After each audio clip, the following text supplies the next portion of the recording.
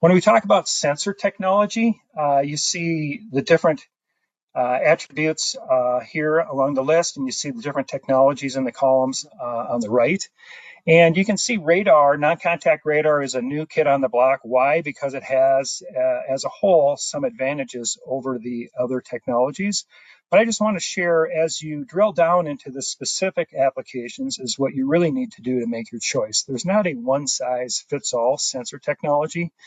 In our case, that's why we have multiple technologies. So if you look at your contents, for example, and you have some foam, vapor, dust, or non-conductive liquid, etc., it may turn out that submersible pressure is the actual preferred or best sensing technology for your application. On the other hand, if you're running sticky or chemicals where you don't want something hanging in your tank, you want to keep it separate, that's a great place where non-contact radar really steps up and apart